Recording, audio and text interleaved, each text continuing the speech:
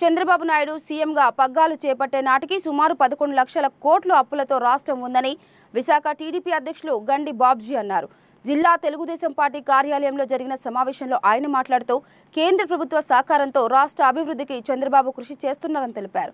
జగన్ హయాంలో వ్యవస్థలన్నీ కుప్పకూలిపోయాయని, హంద్రీనివా, తోటపల్లి, ఉత్తరాంధ్ర, సుజలా స్రవంతి వంటి ప్రాజెక్టులు ఆగిపోయాయని, చంద్రబాబు ముఖ్యమంత్రి అయిన తర్వాత ఉమ్మడి విశాఖ, ఉత్తరాంధ్ర జిల్లాలో 2 లక్షల కోట్లు అభివృద్ధి పనులకు శ్రీకారం చుట్టారని తెలిపారు.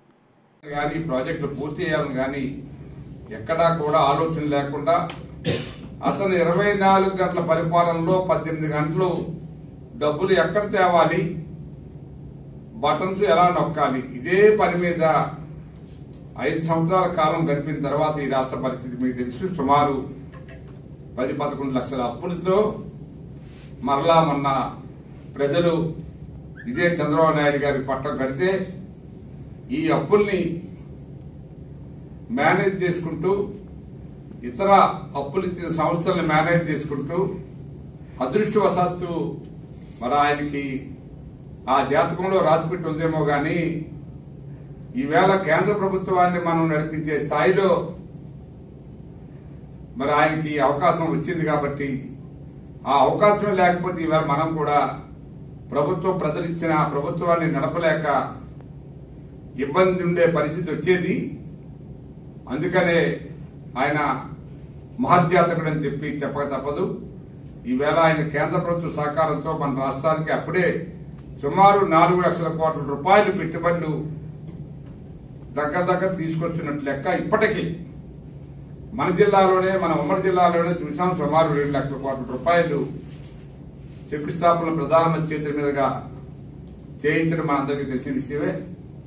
మరి అట్లాగే ఐటీకి సంబంధించి, పోలవరానికి సంబంధించి, ఇంకా ఇతర ప్రాజెక్టులకు సంబంధించి 1 లక్ష కోట్ల రూపాయలు దగ్గర మరి మీకు తెలుసు. పోలవరానికి ఆల్రెడీ సుమారు 15,000 కోట్ల రూపాయలు దగ్గర ఖర్చు పెడుతున్నారు. సో అట్లాగే మన వైజాగ్కు సంబంధించి రైల్వే జోన్ కూడా సుమారు 150 కోట్ల రూపాయలతో మొదలు పెడుతున్నారు. మరి మెట్రో కూడా సుమారు 15,000 కోట్ల రూపాయలు దగ్గర డీటెయిల్ రిపోర్ట్ తయారు చేసి మెట్రోని ఎట్లాగైనా ఈ విశాఖపట్నంలో స్టార్ట్ చేయాలని ఆయన కలలు నిజం చేసుకోవాలని చెప్పి కేంద్ర ప్రభుత్వంతో ఆ ప్రాజెక్ట్ ని శాంక్షన్ చేయాలనే ఉద్దేశంతో కూడా ఉన్నారు.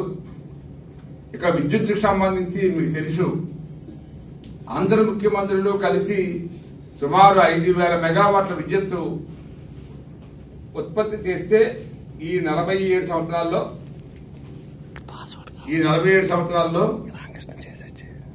సుమారు 18 మంది ముఖ్యమంత్రులు పరిపాలనలో ఈ 5,000 మెగావాట్లే విద్యుత్తును ఉత్పత్తి చేస్తే ఈయనొక్కటే ఈ హయాంలో సుమారు 15,000 కోట్ల మెగావాట్ల విద్యుత్తును ఉత్పత్తి చేయడం జరిగింది. కాబట్టి ఈవేళ విద్యుత్తులో మనం ముందంజలో ఉన్నాం.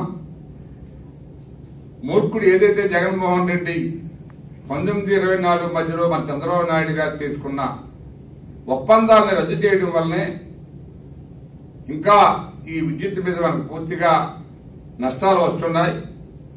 డిస్కామ్లు అప్పులతో ఉన్నాయి. కాబట్టి ఆ రోజే ఆ ప్రాజెక్టుల్ని కంటిన్యూ చేస్తుంటే ఈవేళ మనకు విద్యుత్ మీద చాలా లాభాలు వచ్చాయి.